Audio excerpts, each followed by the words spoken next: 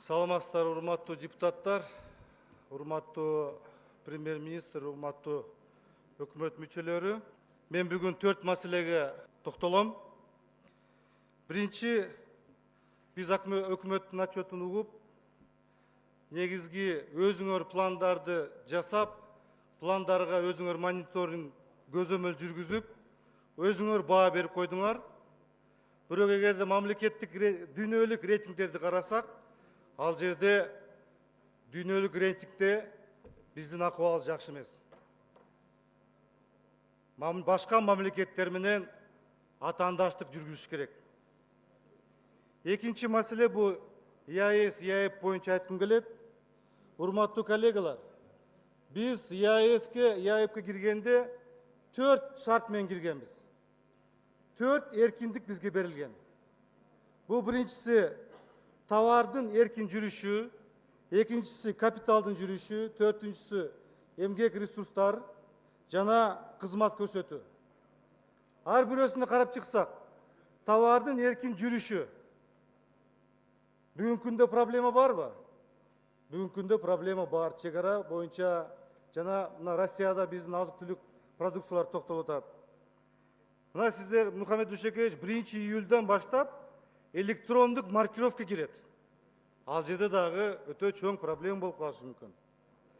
Капиталдын эркин жүрүшү боюнча бүгүнкү күндө биздин жараныбыз капиталды алып келе албайт. Эмгек ресурстар боюнча Россиядан башка мамлекетте биздин маселе чечилген жок. Мына Казакстанда жүрөт биздин жарандарыбыз. Кызмат көрсөтүү боюнча мен сөз деле айтпай эле коеюн. А бирок биз Кыргызстан башка мамлекеттерге өзүбүздүн чек арабызды мыйзамсыз кирип аткан товарларга жолубузду ачып бердик. Ошол жагынан да көзөмөл күчөтүш керекпиз.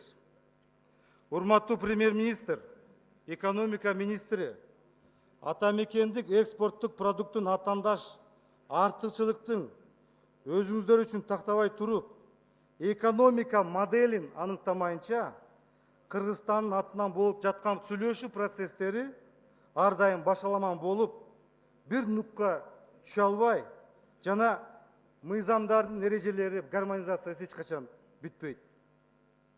Өкмөттүн позициясы азыркы учурда жергиликтүү өндүрүштөрдүн позицияга бул түздөн түз байланыш. Мен оюм боюнча Кыргызстандын экономикалык модели бул 4 приоритеттүү тармак болуш керек.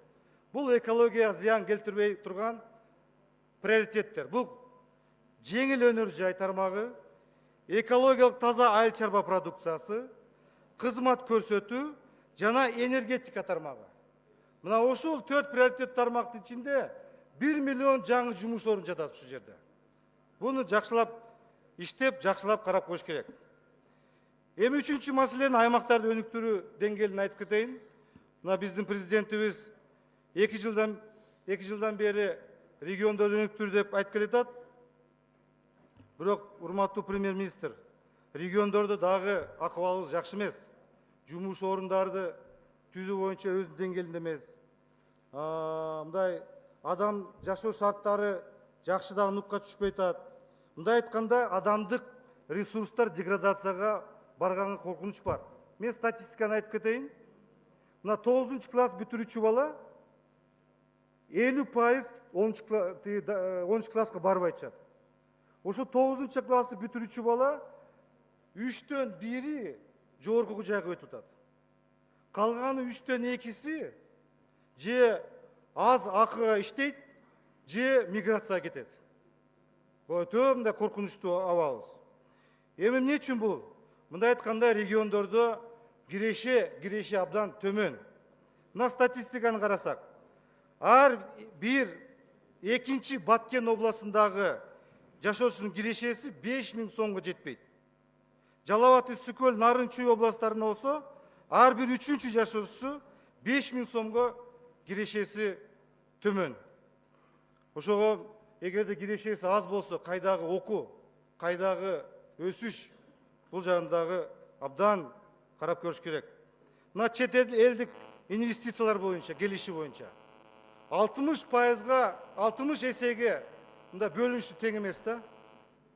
аймактардын муктаждыгын эске алуучу программалык иш чаралардын жоктугунан мамлекеттик саясатта ар аймакка ар башка мамиле болуш керек эле. Башкаруу системасында фундаменталдуу маселе бүгүнкү күндө чечиле элек. Ошол себептен мамлекеттин саясаты жарандарга шайкеш келбей атат. Жергиликтүү бийликтегилер өкмөт белгиленген саясатты көрбөй, укпай, сезбей калышкан. Кыскасы, бийлик вертикали өтө начар болуп атат. Мына кечээ жакында улуттук диалог болду. Сиздер да катыштыңыздар, сиздер тапшырма бердиңер. Жумуш орундарды түзүү боюнча, инвестицияларды тартуу боюнча деп. Мына кечээ Сузак районунда 2 жакшынакай чоң заводдор ачылды. Аким бут баскан жок ошол заводдорго. Анан каяктагы бул жерде сиздердин тапшырманы аткарышы боюнча.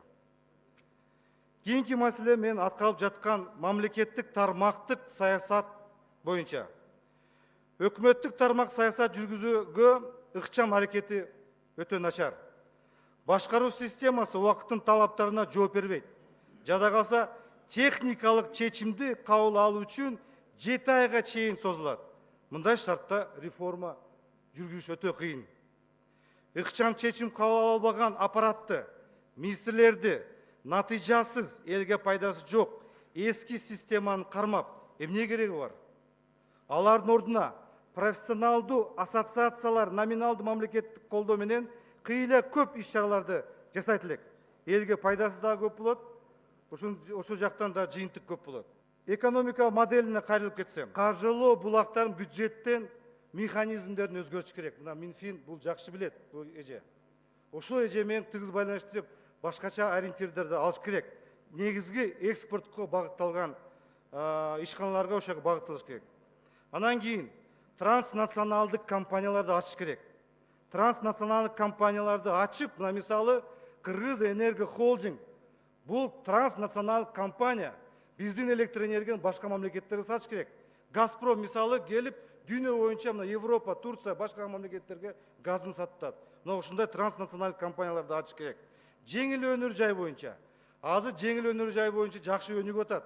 Ошону колдош керек. Эң негизги көйгөй жеңил өнөр жайда бул мода. Эгерде мода болуп турса, дайыма биз дизайн, модельдерди алып келип, жаңы мектептерди ачып, ушул биздин ишкерлерге биз мода жагынан жардам берип турсак, биз модада турсак, ошондо биздин жеңил өнөр жайдын продукциясы ар дайыма өтөт. Бул талашсыз. Экология таза продукция боюнча. Дүйнөдө мына экология таза продукция жыл сайын 14% өсүп атат. Ошол брендти биз алыш керекпиз. 14% дагы көп. Анткени адамдар азыр дүйнөдө адамдар байып, акчасы көп болуп, мына ошолго кызыктарды болуп атат да. Мына Кыргызстанда бизде кызмат көрсөтүү аябай өнүккөн бизде. Биз дагы мына курулуш тармагын башка мамлекеттерде да биз дагы курайлык, жолдорду курайлык, көп кабаттарды үйлөрдү курайлык. Ошол жагынан караш керекпиз. Башка мамлекеттерге дагы биздин компаниялар, транснационалдык компаниялар чыгыш керек. Урматтуу Мухаммедкалый Дүйшөкеевич, эгер сиз реформа жасабасаңыз, команданы, структураны, башкаруу вертикалын, аппаратты, адистерди, чечим чыгаруу механизмдерин өзгөртпөсөңүз, анда мамлекетибиз ийгиликке жетиш кыйын болот. Мен ишенем. Биздин мамлекетибиз өнүгөт, элибиз билимдүү, ден соолугу сак, биздин элибиз күчтүү болот деп мен ишенем.